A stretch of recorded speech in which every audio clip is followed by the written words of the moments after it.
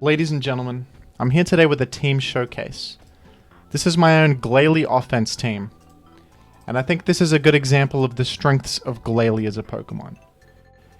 This structure is pretty similar to what you would see on, a Cloyster Spikes team. You got Moltres and Jolteon, abusing Spikes with Roar. A special wall like Blissey switches in, Spikes are up, you click Roar, they've just taken a lot of chip damage. That's the idea. You make sand to make that chip permanent. Leftovers heal is removed from special walls. And offensive Swampert, similar idea too. Threatens a lot of stuff. Great in the current metagame, I think. With the rise of stuff like Claydol and Salamence. A Swampert with some speed, you can find it threatening just about the entire metagame and becoming a bit of a Spikes abuser itself, while also helping defensively against Dragoness, Tyranitar, Dragoness, Salamence, Aerodactyl, stuff like that. And I've got a defensive Gengar here with HP Grass Explosion. Looks odd, but I think we need something to hit Swampert on the team. We do have HP Grass on the Molt, but Molt not able to come in on Swampert safely. Gengar can at least take a pump and threaten it. We like Will-O-Wisp, but we've got ways to handle Snorlax. We've got the Tar and Spikes and Will-O-Wisp on Moltres as well.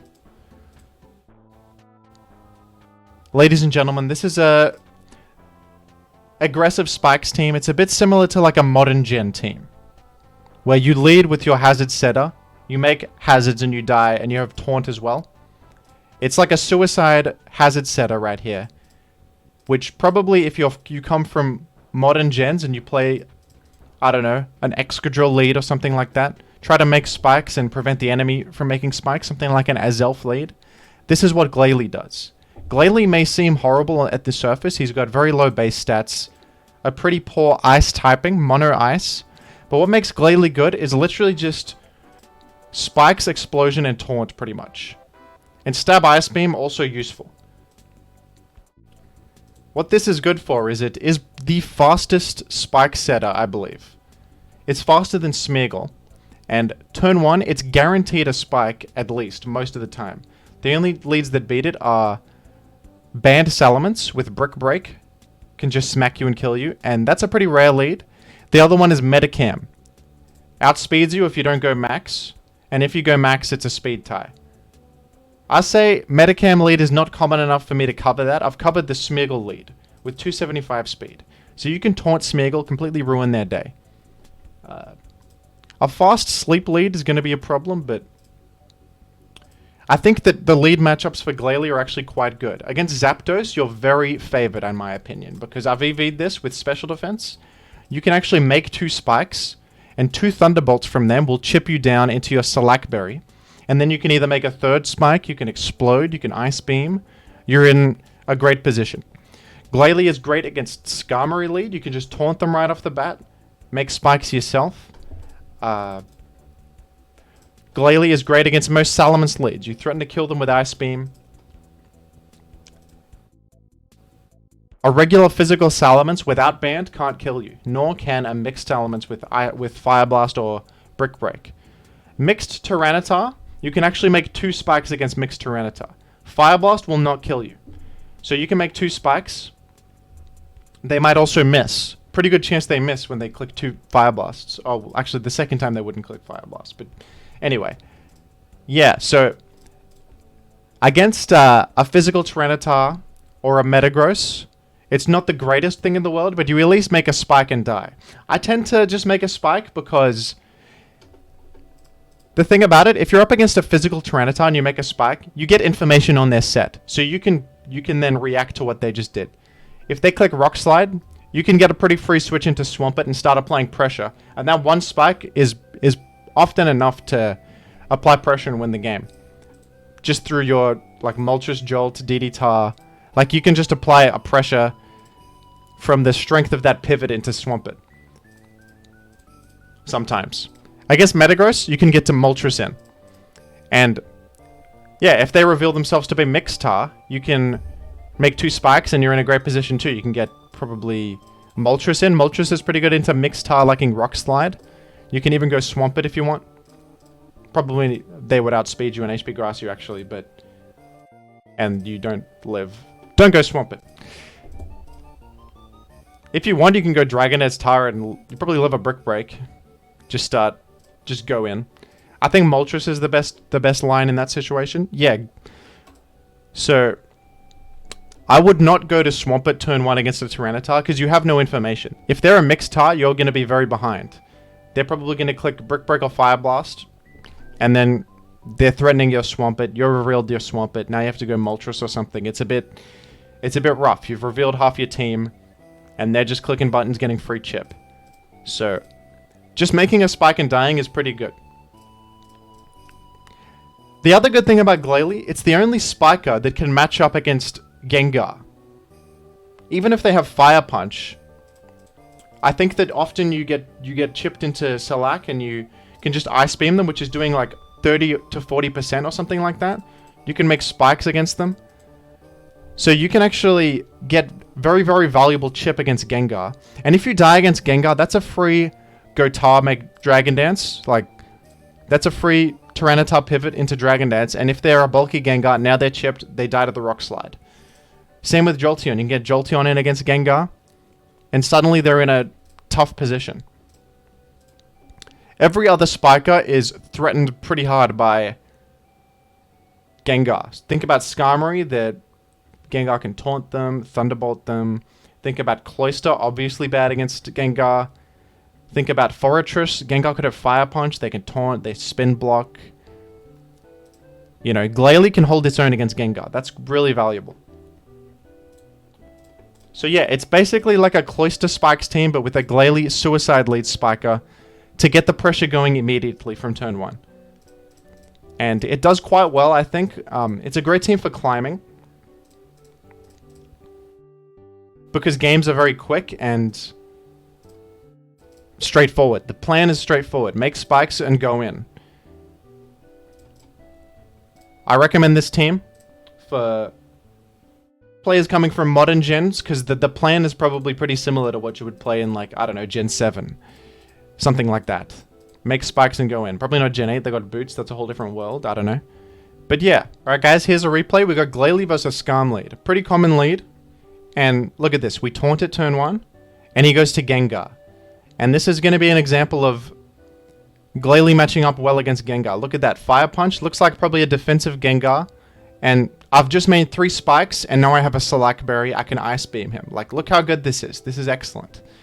Now I can pivot into whatever I want. I've just made 3 spikes, and now I've got Tarin. I'm dancing up because, you know, he goes Swamp It. Whatever. He's taking 3 spikes. He's on the back foot. Spikes make defensive switches for the enemy. Dangerous. Look at this. He has to go to Skarmory. This is rough for him. He's going to try to roll me out. And obviously Rock Slide +1 is going to do a huge amount of chip to Skarm. And look at that Whirlwind. It just gave me a great offensive pivot back into my own Gengar. I've got coverage. I'm threatening just about the entire world. He goes to Blissey. He's taken a huge amount of spikes. Sand is up. Look at this. I can go to my Tar. I can go to my Swampert with Focus Punch. I decide to go to Swampert. Covers Thunder Wave. Going Swampert into Blissey when it's unrevealed is pretty good, especially in this position you got a Gengar in, because it covers Thunder Wave. They're not going to Toxic into a Gengar. They might Thunder Wave though. And then you have you can threaten Earthquake and Focus Punch. Like, you threaten Blissey really hard with this. I chucked out a Hydro Pump just in case he went to his Skarmory on a Earthquake. And then I just Earthquake him, and then I think I go for a Punch here to try and catch a Soft Boiled. He goes for an Ice Beam. Not the end of the world because I'm keeping him low. This is at least denying him from healing. And then I go for another Punch. He heals. You can think of Focus Punch like taunting the Blissey. If you click Focus Punch, they're not able to heal. So even if they do attack you, sometimes it's worth it to keep the Blissey low. And then the Blissey's at 61. If this Swampert dies, I could go to my Tyranitar, get a Dragon Dance, and he's in such a bad position. Just keep the pressure up, you know? So get my Tar in here. Go for a Dragon Dance, I believe. And based on his team, it looks like it's pretty likely that he has a Swampert. There's the Swampert. You know, he's taken spikes. He resists the Rock Slide cleanly, but that's okay. And here's what I'm talking about. I get my Gengar in on a Surf. You know, a little bit of chip. It's not the most elegant Swampert answer in the world, but it does the trick. I'm able to come in and threaten Swampert out with my Gengar.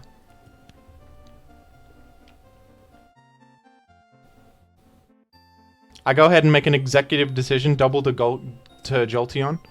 I'm thinking... Well, I guess, you know, this replay was a while ago. I'm not 100% sure what I was thinking. Maybe I was afraid of his pivot back into his own Gengar. And I was right, he went to Gengar. You do have to make plays with this team sometimes. It's not always a walk in the park. And he explodes on the Gengar. I'm going to say that's worth for me. We've got a Starmie. I'm a defensive Gengar, so I live a Pump, and I believe I also live a Psychic, so I just go for the Thunderbolt. That's why we run defensive Gengar in the team. You really want to be solid against both Starmie and Claydol. You want to spin block really reliably, and that's why I've got Bulk on the Gengar. Even if your Gengar dies while spin blocking, you have great defensive switch-ins.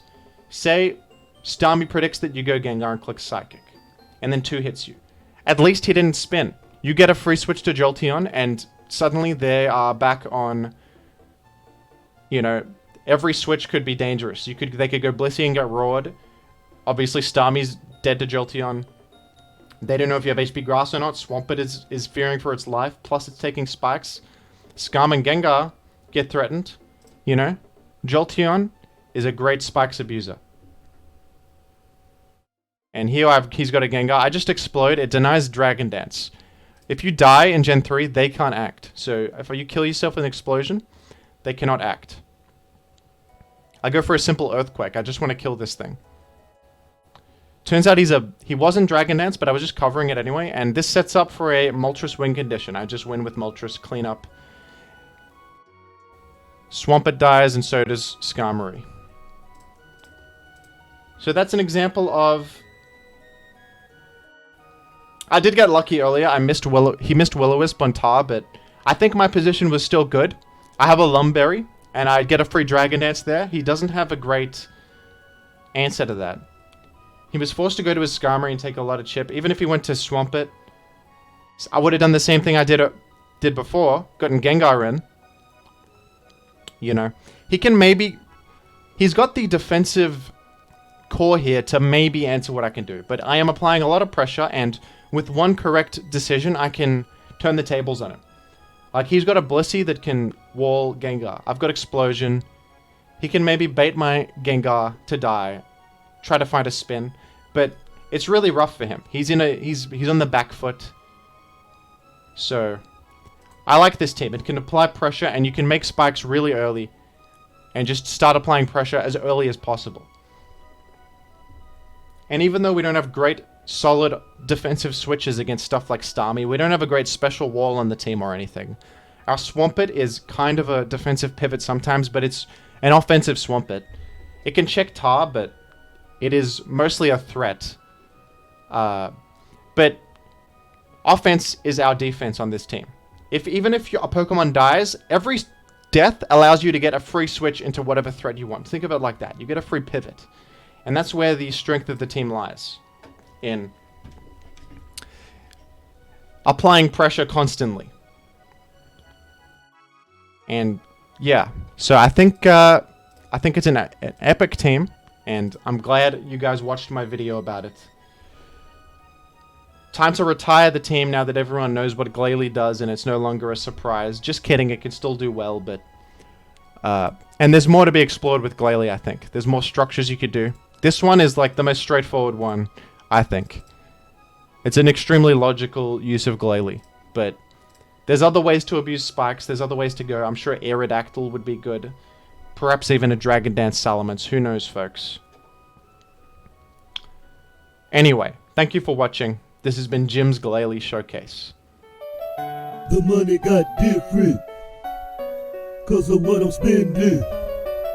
The money got different, Oh, it's Cause of what I'm Magneton! spending. Whoa! The money KO'd got by different. one hit! It Cause scattered of what I'm Spike! spending. The money got different. Cause of what I'm spending.